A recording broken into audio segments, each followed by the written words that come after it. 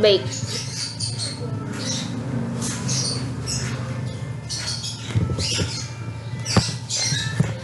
Teman-teman sekalian, tahukah kalian bahwa tingkat kecelakaan Indonesia telah menelan korban jiwa sebanyak 3 orang dalam 1 jam, di mana faktor terbesar terjadinya kecelakaan disebabkan oleh faktor manusia sebanyak 61%, faktor sarana dan prasarana sebanyak 30%, dan faktor kendaraan sebanyak 9%. Lebih rincinya, pada tahun 2017 sebanyak 5.000 orang meninggal dunia akibat kecelakaan karena disebabkan tidak memakai helm.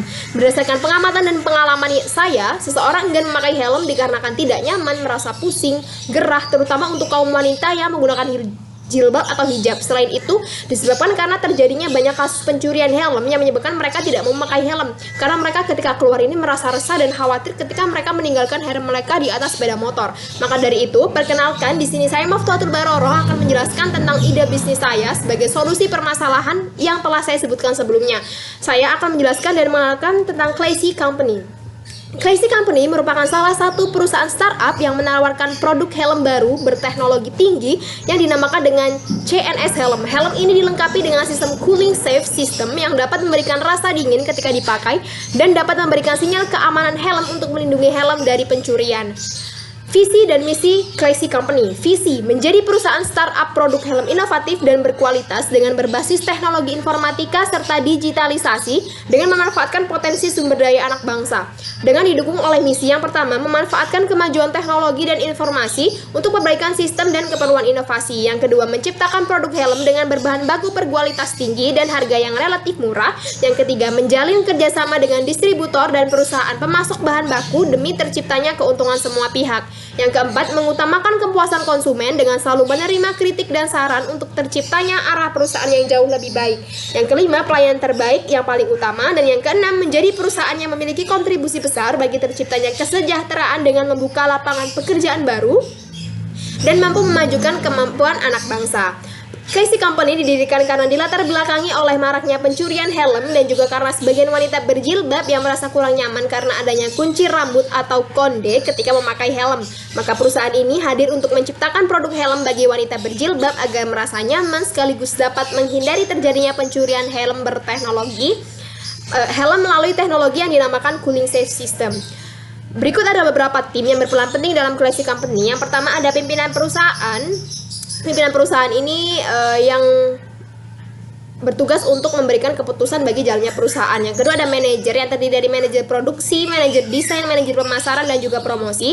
Yang ketiga ada developer. Developer ini tugasnya untuk membuat aplikasi Classy Company untuk mendukung sistem yang sudah disematkan atau diletakkan ke dalam helm tersebut. Dan yang terakhir adalah keuangan, bagian keuangan.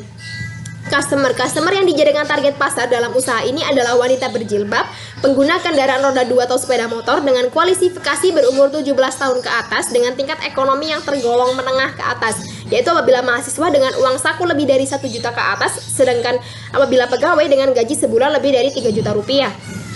Helm CNS ini terdiri dari 2 fitur atau 2 sistem. Yang pertama ada sistem yaitu merupakan sistem perangkat MQTT atau Message Queuing Telemetry Transport yang merupakan salah satu protokol atau alat komunikasi machine to machine atau yang disingkat dengan MM yang dirancang sebagai transportasi pengiriman publish atau subscribe yang sangat ringan. Kemudian digabungkan dengan perangkat Bluetooth HC05 yang berbasis Arduino, di mana sistem Bluetooth tersebut akan memberikan sinyal atau sebuah alarm yang akan berbunyi ketika pengunci helm di bagian leher tersebut dilepaskan. Kemudian dari penggabungan kedua sistem tersebut akan memberikan alarm bunyi yang keras untuk memberikan tanda bahwa helm tersebut akan dipasang. Perangkat berbentuk switch kemudian akan diterapkan dalam Arduino akan menghasilkan sebuah bunyi. Sistem ini hanya bunyi ketika disetting dengan menggunakan AT command mode dari si pemilik, sehingga ketika helm diambil oleh si pemilik sensor bunyi tidak akan menyala.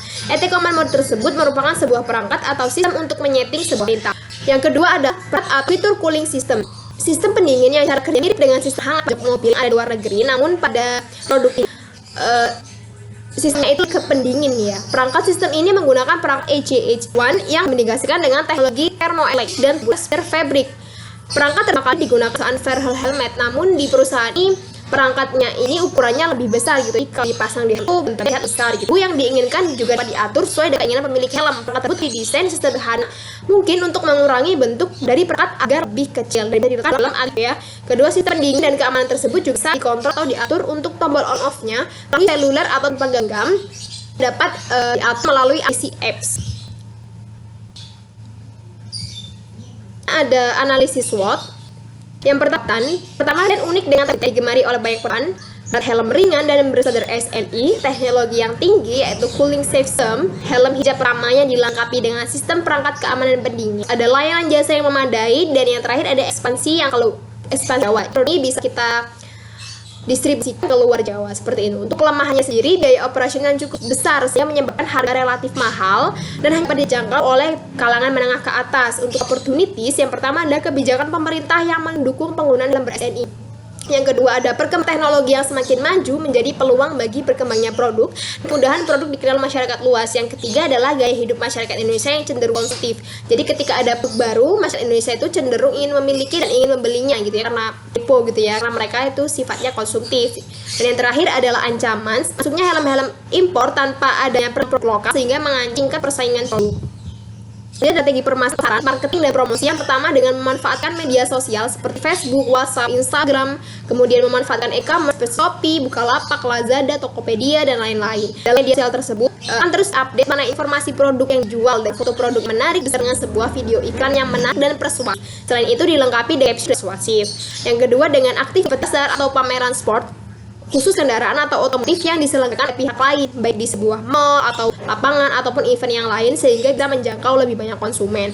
Yang ketiga, dan memanfaatkan relasi, kami akan mencoba beberapa contohkan atau kerabat terdekat untuk produk di-share melalui media sosial mereka masing-masing. Yang terakhir, bergabung ke dalam grup promosi untuk memperluas relasi dan promosi. Jadi mudah orang lain untuk menemukan produk kami ketika mereka scrolling di sebuah otomotif untuk membeli peralatan atau keperluan berkendara. Strategi yang lain itu dengan mencoba bekerja sama dengan toko-toko helm untuk bantu menjualkan produk atau distribusi produk agar dapat mudah menjangkau konsumen. Dan yang terakhir di sini ada BM Seleksi Company. Yang pertama ada K Partners, bahan baku kemasan, distributor, desain produk, dan toko helm. Jadi desain produk sini itu kita akan bekerja sama dengan para mahasiswa DKF ya, yang memiliki bakat dan kemampuan yang tinggi dalam bidang jadi kita akan memanfaatkan kemampuan para siswa yang mampu berdiri perusahaan. Yang kedua K Activities. Di sini ada produksi, ada job produk, dan masalah. Jadi tahap produksi ini itu mencakup pembuatan helm, mencakup desain kayak gitu ya. Kemudian yang kedua uji coba ini setelah produk dibuatnya akan uji coba dan juga akan mengecek setiap sistem yang ada di helm itu dan juga tentang kekuatan helm pas sudah besar. Yang terakhir masalah produk, jadi media promosi, penjualan, dan lain seperti itu ya. Dia ada key resource. Jadi key resource ini adalah memanfaatkan pabrik, kemudian dengan sumber daya, dengan skill teknologi informatika dan desain yang tinggi untuk produk kita itu kualitasnya tinggi gitu ya, kan sumber daya yang kualifikasinya atau kualitasnya juga tinggi gitu. Kemudian ada mesin produksi dan juga mesin atau alat uji coba helm. Kemudian di sini ada field version itu berteknologi dengan sistem keamanan, sistem pengkepan, desain yang ringan dan berkualitas. Kemudian desain yang dikhususkan untuk wanita berjilbab, tidak perlu resah ketika memakai helm, nggak nyaman gitu ya karena ada kondenya. Jadi helm ini didesain khusus untuk wanita berjilbab seperti itu. Selanjutnya di bagian customer ini yang pertama customer relationship. Untuk menjaga hubungan baik dengan customer, kita akan melakukan diskon harnas, diskon hari perusahaan seperti ulang tahun perusahaan, hari-hari ataupun hari-hari penting lainnya yang ada di perusahaan kita. Yang ketiga ada layanan antar jemput dan COD, dan ada feedback dan review produk. Jadi di dalam aplikasi Claysis nanti untuk bisa mengontrol sistem yang ada juga ada disediakan untuk review produk gitu ya, supaya memudahkan konsumen untuk mengerti produk kita. Juga ada feedback yang menyediakan tentang dasaran mereka di produk kita ya. Selanjutnya ada customer segment. Sini adalah wanita berjilbab pengguna motor dengan kualifikasi usia 17 tahun ke atas dan kualifikasi ekonomi menengah ke atas. Apabila mahasiswa itu uang saku per bulan lebih dari 1 juta, pegawai dengan minimal 3,5 juta atau 3 juta ke atas. Kemudian ada customer channels, yaitu dengan memanfaatkan e-commerce, Shopee, Lazada, Bukalapak, Tokopedia, dan lain-lain. Yang kedua ada sosial media seperti Instagram, Facebook, site TikTok, kemudian YouTube gitu ya. Jadi di media sosial ini kita akan memberikan semua informasi terkait dengan produk kita. Kemudian ada cost structure yang terdiri dari gaji karyawan, biaya promosi dan pemasaran, biaya listing, kemudian biaya produksi, dan juga biaya pengangkutan. Untuk revenue sistemnya di sini kita melayani penjualan grosir, penjualan produk offline, dan juga penjualan pada produk online. Nah, sekian pemaparan ide bisnis dari perusahaan Classic Company yang dapat saya sampaikan. Kurang lebihnya mohon maaf. Terima kasih. Wassalamualaikum.